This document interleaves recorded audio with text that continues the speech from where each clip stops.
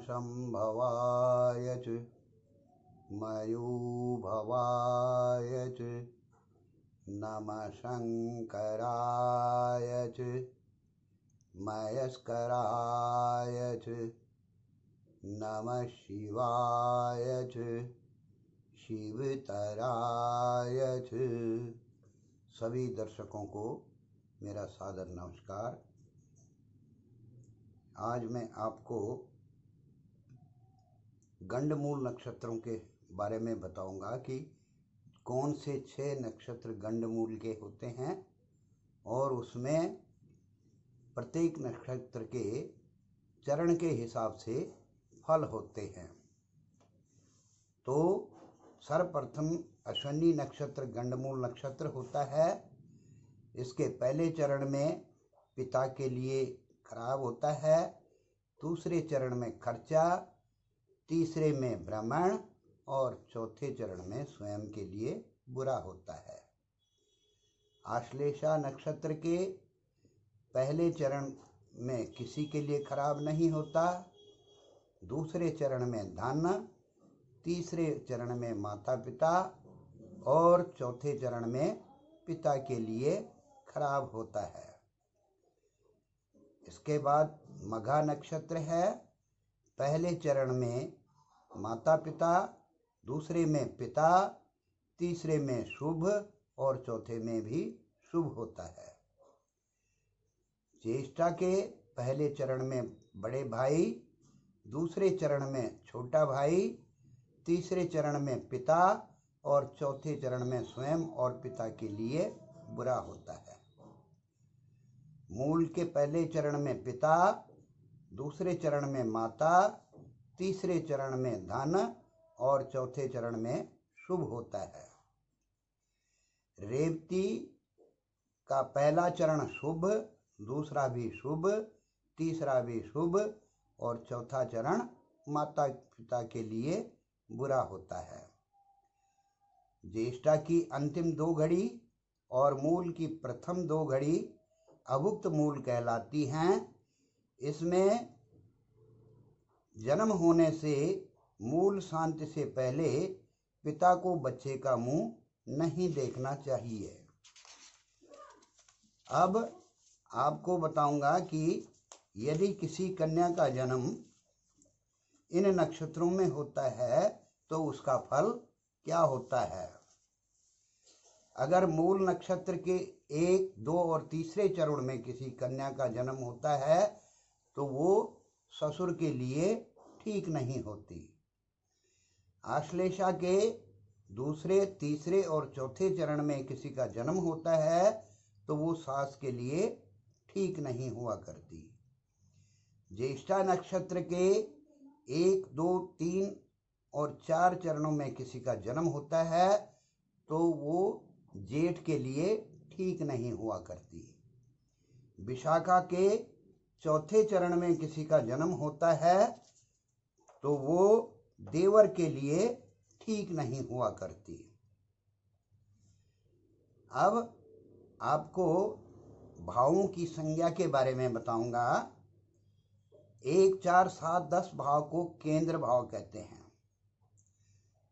1, 5, 9 भाव को त्रिकोण कहते हैं। 2, 5, 8 और 11 भाव को पणफर कहते हैं। 3, 6, 9, 12वें भाव को अपोक्लिम कहते हैं। 3, 6, 10, 11 भाव को उपचय भाव कहते हैं। 6, 8, 12 भाव को त्रिक भाव कहते हैं और 3, 6, 11वें भाव को त्रिखडाय कहते हैं। अब मैं आपको बताऊंगा कि ग्रहों की अवस्था क्या होती है। बाल्यादि अवस्था, जिस प्रकार मनुष्य के बचपन, जवानी और बुढ़ापा होता है, इसी प्रकार ग्रहों में भी ऐसे ही होता है। तो ग्रह यदि विषम राशि में हो तो कैसे होता है और सम राशि में हो तो कैसे होता है। कोई ग्रह अगर 1 अंश से 6 अंश तक विषम राशि में है तो वो बालक होता है और यदि वो सम राशि में है तो वो मृत अवस्था का होता है। यदि 6 से 12 अंश के बीच में कोई ग्रह विषम राशि में हो तो वो कुमार अवस्था का होता है, और सम राशि में हो तो वो वृद्ध अवस्था का होता है।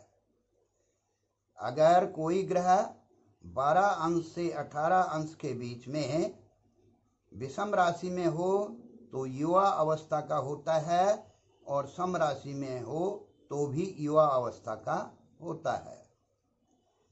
कोई भी ग्रह यदि 18 अंश से 24 अंश के बीच में हो तो वो विषम राशि में वृद्ध होता है और सम राशि में कुमार अवस्था का होता है। कोई ग्रह यदि 24 अंश से 30 अंश के बीच में हो तो विषम राशि में उसकी अवस्था मृत होती है, और सम राशि में वो बाल्यावस्था का होता है। इसी प्रकार ग्रहों की 10 दीप्तादि अवस्था होती हैं। जिस प्रकार मनुष्य अपने मित्र के घर में या अपने घर में हो तो वो अपने आप को सुरक्षित महसूस करता है, इसी प्रकार ग्रहों में भी ऐसे ही होता है। तो उच्च राशि में कोई ग्रह है तो वो दीप्त अवस्था में होता है, इससे कार्य सिद्धि जल्दी होती है। अगर कोई ग्रह नीच राशि में है तो वो दीन अवस्था में होता है और दुख देता है।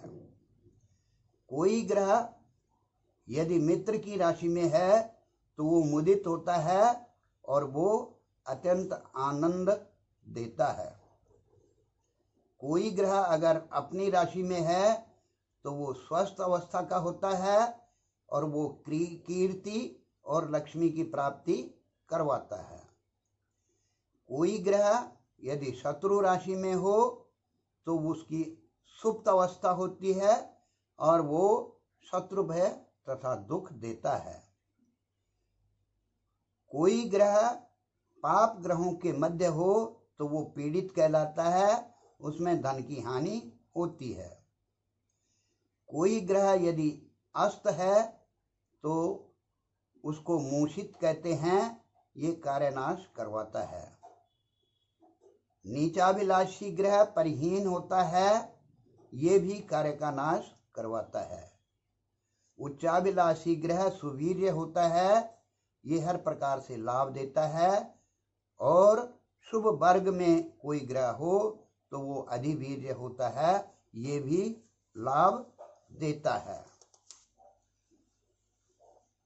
अब आपको ये बताऊंगा कि किसी ने गृह निर्माण करवाना है या किसी ने कुआं खुदवाना है या किसी ने मंदिर का निर्माण करवाना है तो उस समय कौन से कोने में सबसे पहले कस्सी मारी जाए।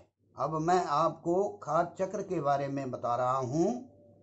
तो यदि देवालय के लिए कोई पूछता है तो देवालय में 1, 2, 12वीं राशि में ईशान कोण में राहु मुख होता है और अग्नि कोण में खात कोण बनता है।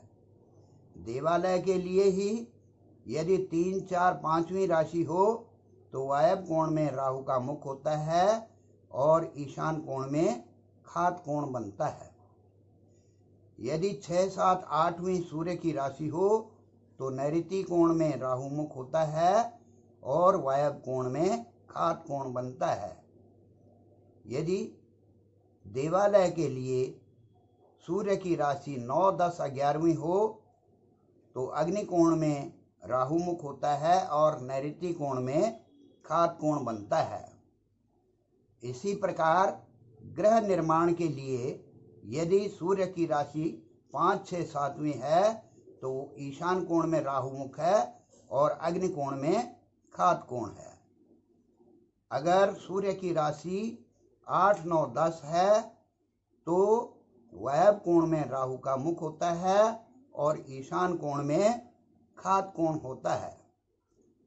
यदि 1, 11, 12वीं राशि में सूर्य है तो नैऋत्य कोण में राहु का मुख होता है और वायव्य कोण में खात कोण होता है। यदि 2, 3, 4वीं राशि में सूर्य हो तो अग्नि कोण में राहु मुख होता है और नैऋत्य कोण में खात कोण होता है।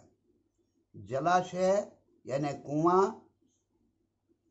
तो इसके लिए अगर सूर्य की राशि 10, 11, 12वीं हो तो ईशान कोण में राहु मुख होता है और अग्नि कोण में खात कोण बनता है।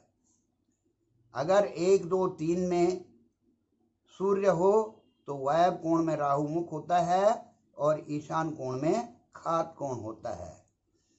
इसी प्रकार यदि 4, 5 और 6वीं राशि में सूर्य हो तो नैऋत्य कोण में राहु मुख होता है और वायव्य कोण में खात कोण बनता है। अगर सूर्य 7, 8 और 9वीं राशि में है तो अग्नि कोण में राहु मुख होता है और नैऋत्य कोण में खात कोण बनता है। इस प्रकार मैंने आपको थोड़ा सा सामान्य किया। अब अगले एपिसोड में आगे की बातें बताऊंगा। धन्यवाद।